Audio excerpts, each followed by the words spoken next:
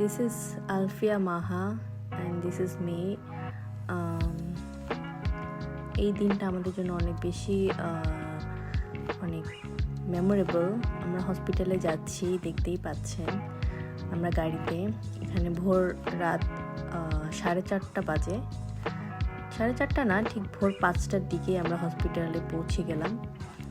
তার ঠিক আধা ঘন্টা আগেই আমার ওয়াটার ব্রেক হয় অ্যান্ড ঠিক তৎক্ষণাৎ আমি হসপিটালে ফোন দিই এবং ওরা বলে যে হসপিটালে চলে যাওয়ার জন্য।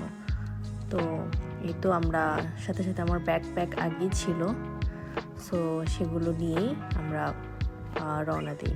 এবং যখন আমার ওয়াটার ব্রেক হয় আমি সাথে সাথেই আমার হাজব্যান্ডকে জানাই এবং আমি আসলে ঠিক 12টা থেকে 3টা পর্যন্ত জাগনা ছিলাম ওই দিন এবং 3টা বাজে আমার ঘুমটা ভাঙে, ঘুমটা আমার হয় তখন এবং আমি ঘুমাই 1 ঘন্টার জন্য এবং এই অবস্থা। এখানে আমাকে হসপিটালে ড্রেস দেওয়া হয়েছে, আমাকে বলা হয়েছে যে শুয়ে থাকার জন্য। ওরা চেক করবে যে আমার ডেলিভারিটা এখানে হচ্ছে কি না আজকেই, মানে জুলাইয়ের 22 তারিখে। তো এই যে আমি শুয়ে আছি, এখানে নার্স এসে আমার সব ধরনের যেসব যা যা দরকার চেক করার, পালপিটেশন, আমার ব্লাড প্রেশার, আমার কন্ট্রাকশন কতটুকু হচ্ছে, সব কিছুই এখানে শো করছে। ওরা সাথে সাথে আমাকে সব ধরনের জিনিস তার আই ডোন্ট নো সেগুলো কি, বাট আমার পেটের সাথে এগুলো লাগিয়ে রাখে যেন সব কিছু বোঝা যায়, এই স্ক্রিনে যেন শো করে। এবং এই তো আমি এখনও আমার পেইন শুরু হয়নি, বাট ওরা গেস করছে, ওরা হচ্ছে সার্ভিক্সও চেক করেছে। তো খাবার, এটা আমার হাজব্যান্ডের ব্রেকফাস্ট। ভোর আই থিঙ্ক 7টা থেকে ওরা ব্রেকফাস্ট দেওয়া শুরু করে, তার আগেই অর্ডার করতে হয়। আর ও হচ্ছে খাচ্ছে কারণ অনেক ক্ষুধার্ত ছিল সেই মুহূর্তে, কিন্তু আমি কিছুই খেতে পারিনি, আমাকে কিছু খেতে মানা করে দেওয়া হয়েছিল কারণ ওদের রুলস রেগুলেশনের মধ্যেই পড়ে এগুলো।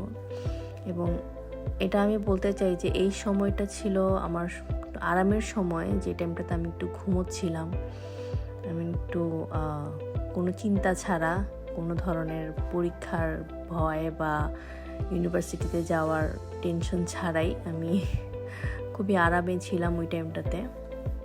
এবং আমার পায়ের কাছে একটা বড় ধরনের বল দেখা যাচ্ছে, যেটা দিয়ে রেখেছিল ওরা আমার সার্ভিক্সটা যেন তাড়াতাড়ি ওপেন হয়, সেই কারণে। I was looking very tired and fat at the same time. And স্ক্রিনে যে আমার কন্ট্রাকশনের পরিমাণটা আগে আস্তে আস্তে বাড়ছে। আই থিঙ্ক আমার প্রেশারটা একটু লো ছিল, সো ওরা এটা নিয়েও একটু কনসার্ন ছিল যে প্রেশারটা ঠিকঠাক মতো আছে কি না। বেবি ডেলিভারির পর এই জায়গাটাতে শোয়ানো হয়, এখানে ওরা সব কিছু চেক করে। তো আমরা প্রিপেয়ার্ড হচ্ছিলাম এই মুহূর্তটাতে। তো এই তো আমরা প্রিপেয়ার্ড হচ্ছি, তারেকও অনেক এক্সাইটেড, আমিও অনেক excited, at the same time অনেক অসুস্থ ফিল করছিলাম, আমার কন্ট্রাকশনের পেইন হচ্ছিল। অ্যান্ড এই তো, আর আমাদের উদ্দেশ্য ভিডিওটা করার হসপিটালের ভেতরে এটা না যে আমরা খুব এনজয় করছি, বাট বিষয়টা ছিল যে আমি যেন আমার এই সুইট মেমোরিটা আমার কাছে সারা জীবন রাখতে পারি, আমার সন্তানকেও দেখাতে পারি। সেই কারণেই ভিডিওগুলো করা, আমি যেন ভুলে না যাই আমার এই কষ্টের বা আনন্দের মুহূর্তটা। আমি বা আমার হাজব্যান্ড, আমরা অ্যাজ আ প্যারেন্ট হিসেবে এই মুহূর্তটাকে অনেক এনজয় করছিলাম এবং আমাদের জন্য খুবই নতুন একটা এক্সপিরিয়েন্স ছিল। আমার জন্য বিশেষ করে, আমি এর আগে হসপিটালে কখনোই ভর্তি ছিলাম না, এটাই আমার ফার্স্ট টাইম। আমার হাজব্যান্ডের লাঞ্চ চলে এসেছে এবং আল্লাহর কাছে অশেষ শুকরিয়া, আলহামদুলিল্লাহ। আমাদের ছেলে আইজাল মিহিরাব আজিজ ঠিক 8টা 49 মিনিটে রাত 8:49 আমাদের কাছে চলে আসে এবং সাথে সাথেই ওকে এটাকে ওয়ার্মার বলে, যেখানে বেবির সকল ধরনের প্রেশার, ব্লাড সার্কুলেশন, অক্সিজেন, তাপমাত্রা সব কিছু ঠিক আছে কিনা তা মনিটর করা হয়, যেন বেবি পৃথিবীতে জন্ম নেওয়ার পরপরই কোনো ধরনের লাইফ থ্রেটেনিং কোনো কিছুর মধ্য দিয়ে যেন না যায়। সাথে সাথে ওর সব কিছু চেক আপ করা হয়, ওর মেজারমেন্ট নেওয়া হচ্ছে এখানে, ওর হাইট কত এবং ওর সব ধরনের ওয়েট মাপা হচ্ছে। এবং দেখুন আইজাল কিন্তু অনেক কান্না করছিল ওই সময়টাতে। ওর বাবা সেই সময়টার ভিডিও করছে। আসলে আমাদের এই ভিডিওগুলো একবারেই এডিট করা হয়নি সময়ের কারণেও, প্লাস আমরা পরবর্তীতে চাচ্ছিলামও না যেন এডিট করা হোক। শুধু সেই মুহূর্তগুলোই যেন ক্যাপচার্ড থাকে আমাদের কাছে, কেমন ছিল সেই সময়টা, কোন ধরনের এডিটের এফেক্টের মাধ্যমে যেন ওই মুহূর্তগুলো মুছে না যায়, সেই জন্যই এভাবে ভিডিওগুলো করা। আইজালকে এখন আমাদেরকে শিফট করা হচ্ছে, ওই ওটি রুমটি থেকে আমাকে নেওয়া হচ্ছে দোতলায় যে কেবিনে আমি থাকবো সেখানে আমার বেবিকে নেওয়া হচ্ছে। এবং ওই যে আমার বোনও আসছিল আমার সাথে। আসলে হসপিটালে অনেক মানুষ অ্যালাউ না, সো শুধুমাত্র রিলেটিভ হিসেবে 2 জন আসতে পারবে। সো আমার বোনও আসছিল সেই সময়টাতে। আমরা লিফটে করে তো আমরা যাচ্ছি আমার কেবিনে, আমি হুইল চেয়ারে বসা, আইজাল আমাদের সাথেই যাচ্ছে। এটা হচ্ছে সেই নার্সিং রুমটা যেখানে আইজালকে নিয়ে যাওয়া হবে মাঝে মধ্যে ওর চেক আপের জন্য বা ওকে খাওয়ানোর জন্য। এটা আমরা কেবিনে এন্টার হচ্ছি। হসপিটালটা অসম্ভব সুন্দর একটা হসপিটাল এবং ওদের সার্ভিসও খুবই ভালো। এই তো আমরা কেবিনে এন্টার করেছি। নার্স আমার ছেলেকে এখানে প্রবেশ করাচ্ছে। হসপিটালটা খুবই ভালো ছিল, অ্যান্ডারসন হসপিটাল। উনি হচ্ছেন একজন one of the nurse, head nurse বলা চলে। উনি সকালবেলা, এটা সকাল হয়ে গিয়েছে, সকালে এসেছেন আইজালকে গোসল করিয়ে দিবে, সেটার ভিডিওটাও আমার হাজব্যান্ড ক্যাপচার করেছে এবং উনি আমাকেও দেখাচ্ছিলেন কিভাবে বাচ্চাকে গোসল করাতে হয়, নিউবর্ন বেবিকে। খুবই সিম্পল মেথডস এবং এটা আইজালের প্রথম গোসল। তো উনি বলেছিল যে আমি চাইলে এটা ওয়াশরুমেও করাতে পারি অথবা তোমার সামনেও করাতে পারি। তো আমি যেহেতু বিছানা থেকে উঠতে পারছিলাম না, ওই সময় অনেকক্ষণ দাঁড়িয়ে থাকতে হবে, তাই আইজালকে আমি বলেছিলাম আমার সামনেই গোসলটা করানোর জন্য। তো এই তো ওকে চেঞ্জ করানো হচ্ছে। অনেক ছোট্ট আমার বেবিটা সে সময়টায়, মাশাল্লাহ। ও সব ক্লথিংস ও মোজা টোজা খুলে ফেলা হচ্ছে। এখানে সব কিছুই ছিল ওর জন্য, শ্যাম্পু, লোশন সব কিছু হসপিটাল থেকে দিয়ে দেওয়া হয়েছিল, এমনকি প্যাম্পার্সটাও। এখন ওর গোসলের প্রিপারেশন নিচ্ছেন নার্স। আইজাল নামটা আমার খুবই পছন্দের একটা নাম। আমি এই নামটা বেছে নিই কারণ আইজাল এবং আলফিয়া এবং আজিম হচ্ছে আমার হাজব্যান্ডের নাম। এই দুটো নামের সংমিশ্রণেই আইজাল নামটা আমি চুজ করেছিলাম এবং দেখলাম যে এখানে আজিম এবং আলফিয়া দুইটা নামেই একটা ভাব আছে, এই দুটো নামের মধ্যেই। দুটো নাম মিলেই আমি আইজালটা রাখি এবং আমি ফর্চুনেটলি এই নামের একটা সুন্দর মিনিংও পেয়ে যাই। দেখি যে এটা একটা আরবি নাম এবং এই নামটির মিনিং হচ্ছে আ person who brings good Fortune in your life. So আমাদের মনে হয় যে ও আসলেই আমাদের জন্য সুন্দর একটি ভাগ্য নিয়ে জন্মেছে, যে আমাদের জীবনে অনেক সুন্দর মুহূর্তকে এনে দিবে এবং আনছেও ইনশাল্লাহ। আমি নার্সকে জিজ্ঞেস করছিলাম যে সাবান দিব কি না বা কিভাবে কি করতে হবে, বিভিন্ন ইনফরমেশন আমি তার থেকে নিয়ে নিচ্ছিলাম। তো তো আমার বেবিটা অনেক কান্না করছে সময়টাতে, ও এখনও অনেক কান্না করে। সময়টা অনেক সুন্দর ছিল। তো নার্স ওকে অনেক ঘষে ঘষে গোসল করিয়ে দিচ্ছে। আমি জিনিসটা দেখছিলাম, অবজার্ভ করছিলাম যে আসলে কিভাবে গোসলটা করানো উচিত। এই গোসল করানোর ঠিক 1 সপ্তাহ পরে আমি আবার ওকে বাসায় গিয়ে গোসল করাই।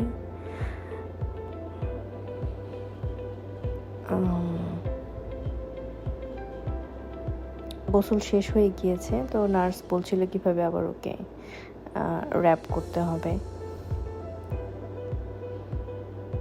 সে অনেক দক্ষ নার্স ছিলেন, যিনি কিনা আইজালকে গোসলটি করিয়ে দেন।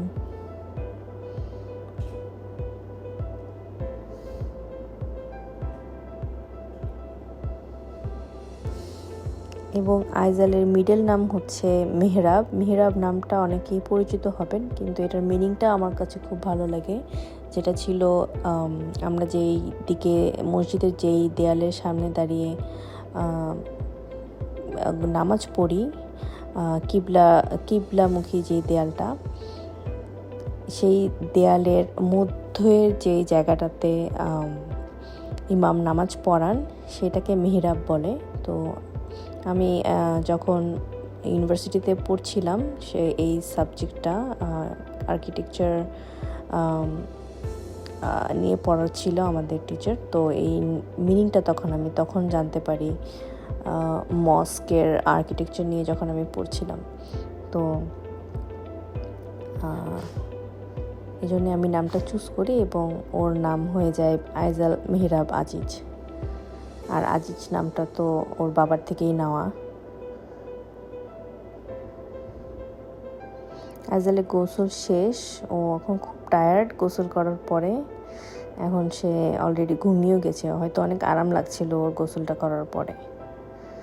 নার্স খুব ভালোভাবেই মাথাটাকে মুছিয়ে দিচ্ছে যেন ঠান্ডা না লাগে।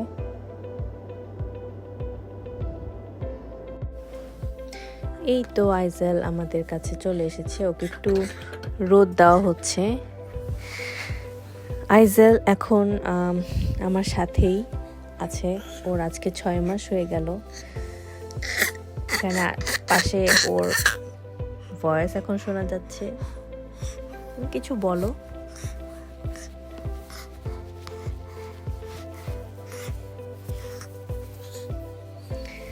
এই তো আমি ওকে ড্রেস আপ করাচ্ছি। আমাদের বাসায় যাওয়ার সময় হয়ে গেছে, আমাদের আর হসপিটালে থাকার কোনো কারণ নেই। তো আমরা এখন চলে যাব বাসায় আইজালকে নিয়ে। আমি ওকে জামা পরাচ্ছিলাম। এখানে ওর সব ইনফরমেশন। আইজালকে রোদ দেওয়া হচ্ছে।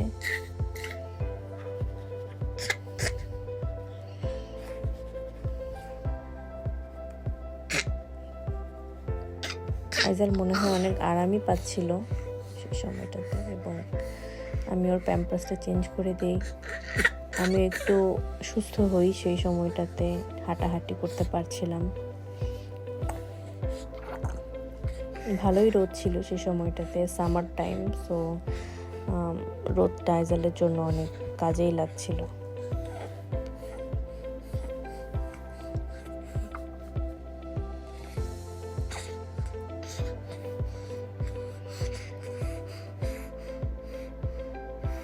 তো আমি সব কিছু গুছিয়ে নিচ্ছিলাম। আমি খুব আস্তে আস্তেই ও জামাটা পরিয়ে দিই, কারণ এত ছোট বেবি। আমি কখনো এর আগে এত ছোট বাচ্চার জামা চেঞ্জ করিনি। আমার অনেক ভাগ্নি বা ভাগিনা আছে, অনেক বলতে আমার একটাই ভাগনা আর এবং 2টো ভাগ্নি আছে। তো আমি ওদের সাথে অনেক টাইম স্পেন্ড করেছি।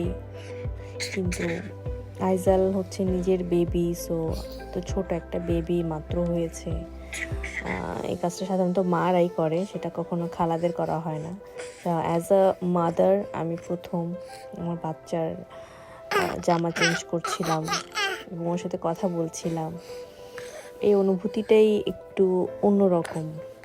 আমি আসলে বুঝতেও পারছিলাম না যে এটা কীভাবে আমি এক্সপ্লেন করব। এবং মা হওয়ার পরপরই একটা মাতৃত্ব যে চলে আসে, বাচ্চাটা যখন জন্ম নেয় সেই সময়টা থেকেই একটা মেয়ে মা হয়ে যায়। এটা খুবই অদ্ভুত একটা বিষয়।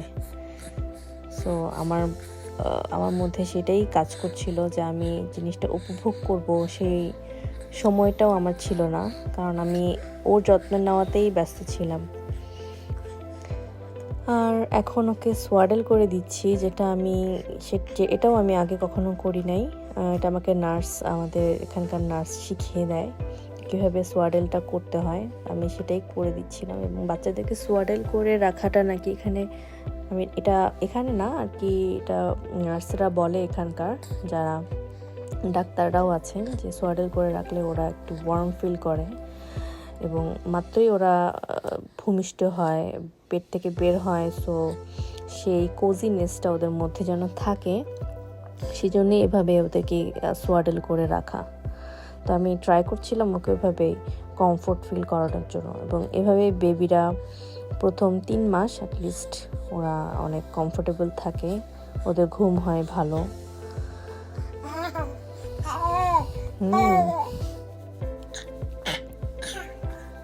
আইজাল মার কোলে।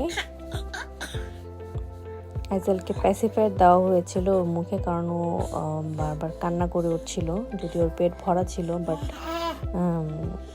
নার্সরা সাজেস্ট করলো যে তুমি চাইলে প্যাসিফায়ার দিতে পারো, সো আমি দিয়েছিলাম। এবং প্যাসিফায়ারটা এতটাই বড়, ওর মুখের থেকেই প্যাসিফায়ারটা বড় লাগছে। এবং আমি দেখলাম যে ভালোই লাগছে আমার বেবির। এটা আমার আইজালের পায়ের ছাপ। এই কাগজটাতে সাইন করে দেন আমরা, এটা হচ্ছে রিলিজ পেপার অ্যাকচুয়ালি, যেখানে সাইন করে আমরা বাসায় চলে যাব। এখানকার বিভিন্ন ফর্মালিটিস পূরণ করা হচ্ছে সেই সময়টাতে। এর আগেও আমরা এখানে এসে, বেবি হওয়ার আগেই আমরা এখানে এসে আগের থেকেই সাইন করে রেখেছিলাম। আবার রিলিজ হওয়ার পরে এই ফর্মালিটিসটা করতে হয়।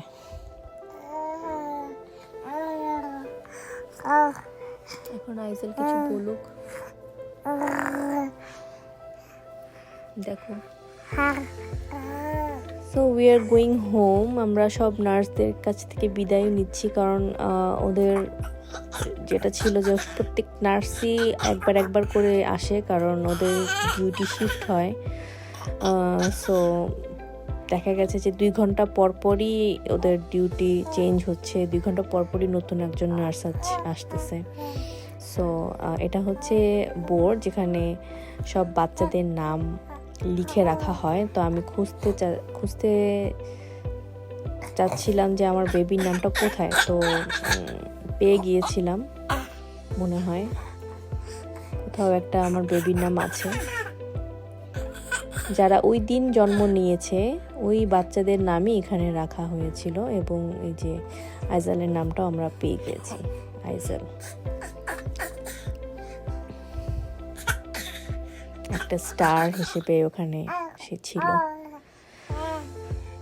সো আইজালকে কার সিটে নিয়ে নেওয়া হয়েছে। আমরা এখানে এলিভেটরে করে সব আমাদের সরঞ্জাম, ব্যাগপত্র যা ছিল সব কিছু নিয়ে আমরা বাসার উদ্দেশ্যে রওনা হচ্ছে। এখানে যদি কোনো কমপ্লিকেশন না হয়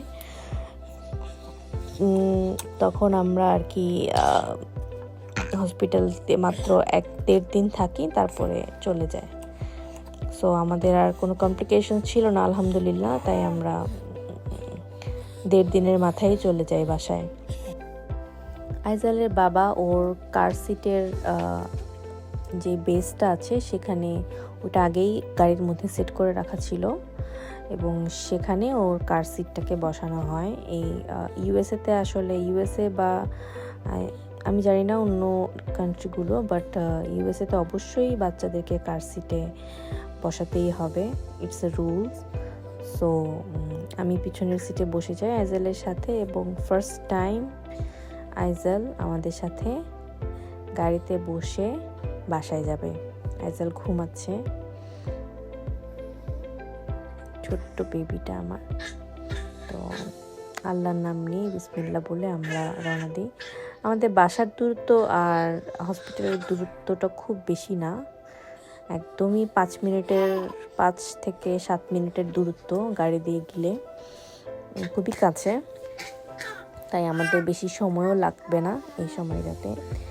ওয়েদারটা এতটাই সুন্দর, আমি রৌদ্রোজ্জ্বল একটা দিন ছিল। ওই সময়টাই, ওইটা সামারের টাইম, তাই ওয়েদার একটু রোদেরই থাকে, রৌদ্রোজ্জ্বল ওয়েদার থাকে। তো আমি খুব বাজেভাবেই ভিডিওটা করছিলাম, দেখা যাচ্ছে জানি না এখানে দেখা যাচ্ছে না কেন ঠিক মতো। তো আমরা বাসায় যাচ্ছি ড্রাইভ করে। এই তো আমরা বাসার একদমই কাছাকাছি চলে এসেছি, খুব একটা বেশি সময় লাগেনি আমাদের।